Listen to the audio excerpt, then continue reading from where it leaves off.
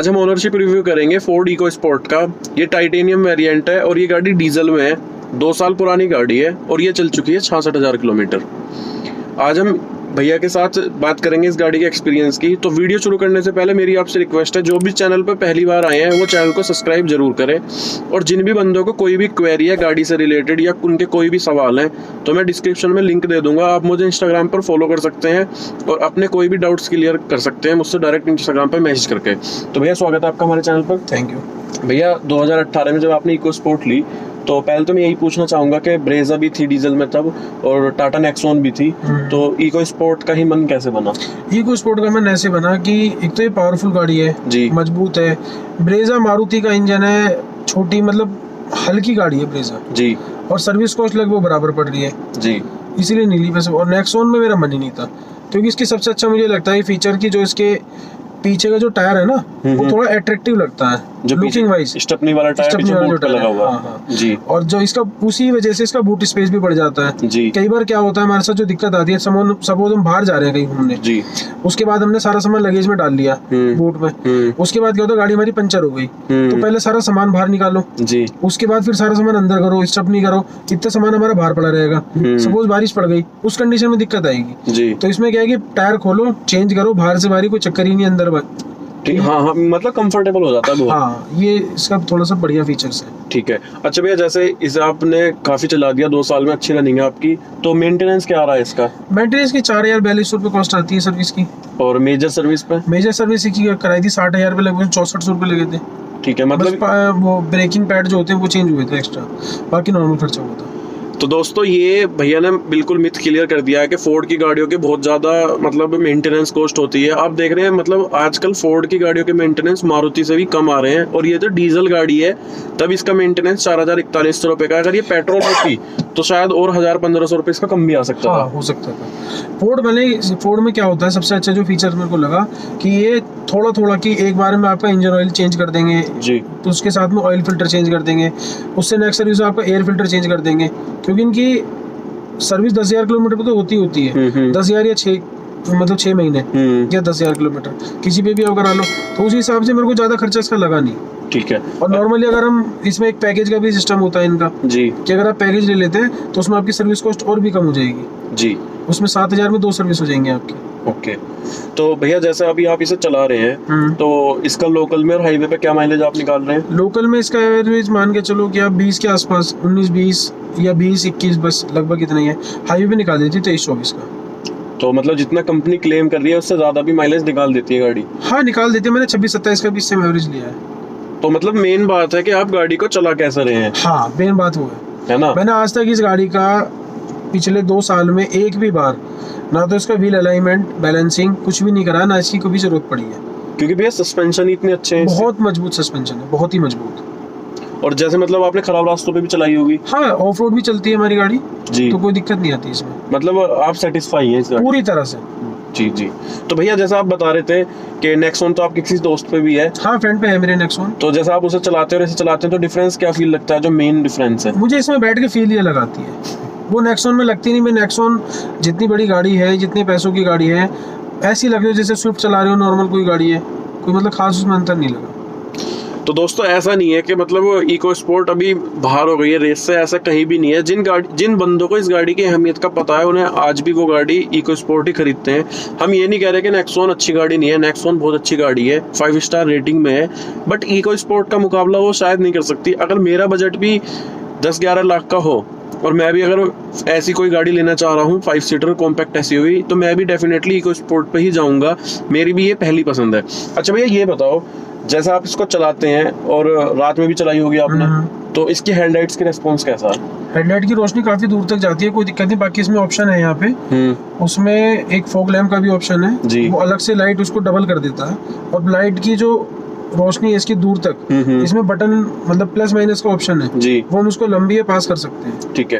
तो दोस्तों ये भी हम ऐड करना चाहेंगे अपने इस रिव्यू में, जिन बंदों की गाड़ियों में फॉग लैंप नहीं है वो अलग से थोड़ा सा आफ्टर मार्केट जाके भी फॉग लैंप लगवा सकते हैं, क्योंकि फॉग लैंप का अपना ही एक बेनिफिट है। अगर कभी आप अपनी गाड़ी पहाड़ी रास्तों पर चलाओगे तो आप देखोगे कि वहाँ बहुत जल्दी जल्दी टर्न आते हैं, उस टाइम पे आपके लिए फॉग लैंप बहुत हेल्पफुल हो जाते हैं। अच्छा भैया ये बताओ, जैसे ज़्यादातर मोस्टली आप गाड़ी अकेले चलाते हो? हाँ और अगर फुली लोडेड अगर आप घूमने जाते हो तब गाड़ी के परफॉर्मेंस पे कोई इफेक्ट पड़ता है? कुछ भी नहीं पड़ता, कुछ भी नहीं पड़ता ना ना, मतलब बिल्कुल बढ़िया, फर्स्ट क्लास एकदम। ठीक है। और भैया मैं बात कर रहा हूँ इस गाड़ी की, जैसे मैं अभी बैठा था और मैंने इसकी विंडो ओपन करी, जैसे दरवाजा ओपन करा, तो दरवाजे में मुझे भी थोड़ा सा मतलब जोर लगाना पड़ा कि फील पहले ही आ गया कि हाँ भाई दरवाजा खोला है फोर्ड की गाड़ी बहुत भारी गाड़ी है जी, और इतने पैसों में दूसरी कोई भी गाड़ी नहीं मिल पाएगी। जैसे कि इसके अंदर जब ये मैंने ली थी, जब 11.5 लाख की थी, इसमें मेरे को 50,000 का डिस्काउंट मिला था जी, और मैंने दूसरी कोई गाड़ी सर्च भी नहीं करी थी जी, मेरा मन यही था यही लेनी है। पुश बटन स्टार्ट, 11 लाख रुपए में किस गाड़ी में है? पहली चीज, पांचों के पांचों उसका अलॉय व्हील जी, सभी गाड़ी जितनी भी गाड़ी आपको मिलेगी मार्केट में 4 में अलॉय व्हील मिलेगा, दूसरी में स्टेपनी मिलेगी, वो भी छोटी मिलेगी जी, रिम वाली। इसके अलावा इसकी बहुत सारे फीचर, जैसे एसी इसका बहुत पावरफुल है, इसके एसी कोई भी गाड़ी टक्कर नहीं ले सकती। हाँ जी, आपको स्क्रीन इसके अंदर लगी हुई है, शायद 9 इंच की स्क्रीन है इसकी जी, FM ऑडियो सब कुछ है इसके अंदर, फुली लोडेड गाड़ी है। इसमें बस मैंने सीट कवर लगवाए, इसके अलावा ना कुछ भी नहीं लगवाया।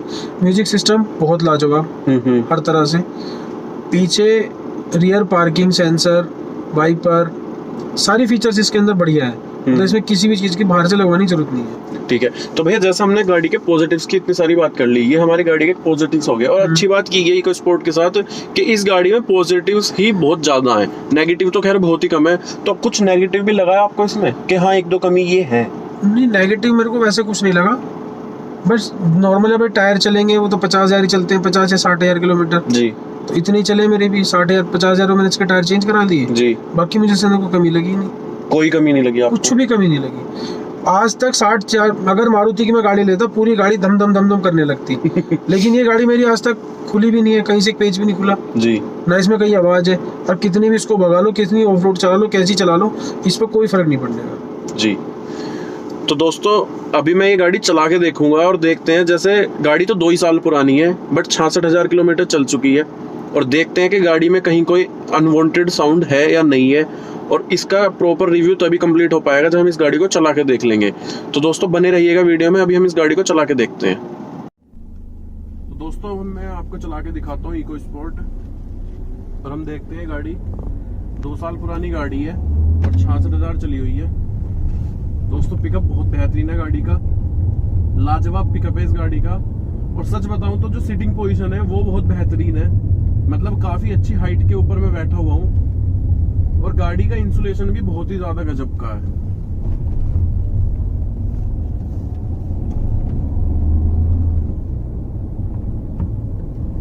गियर शिफ्टिंग बहुत ही स्मूथ है, साथ ही साथ इसके क्लच सब कुछ बहुत ही स्मूथ चल रहा है। गाड़ी काफी अच्छे से मेंटेन की हुई है ओनर ने, और उससे भी खास बात इस गाड़ी की, आप देख रहे हैं इतनी कुछ खास रोड नहीं है, उबड़ खाबड़ ऊंची नीची रोड है, बट गाड़ी का सस्पेंशन इतने अच्छे से काम कर रहा है, शॉक एब्जॉर्ब्स इतने अच्छे हैं कि गाड़ी पता नहीं चलने दे रहे, गाड़ी के टायर्स कुछ भी पता नहीं चलने दे रहा सस्पेंशन। गाड़ी के अंदर इंटीरियर में कोई ऐसी फील नहीं आती कि मतलब आप खराब रास्तों पे गाड़ी चला रहे हो। और अगर मैं पिकअप की बात करूं तो मैंने अभी डस्टर भी चलाई थी और नेक्सॉन भी चलाई है, मुझे नहीं पता पेपर्स में उसमें कितना bhp है, क्या वो लिखते हैं, लेकिन इको स्पोर्ट चलाने का एक अलग ही अपना फील है। साथ ही साथ अगर हम इसकी टर्निंग रेडियस की बात करें तो टर्निंग रेडियस भी इस गाड़ी की काफी अच्छी है, और आप देख ही रहे हैं गाड़ी के अंदर कोई भी साउंड नहीं है, ना दरवाजों में कोई आवाज आ रही है, ना कहीं से कोई आवाज।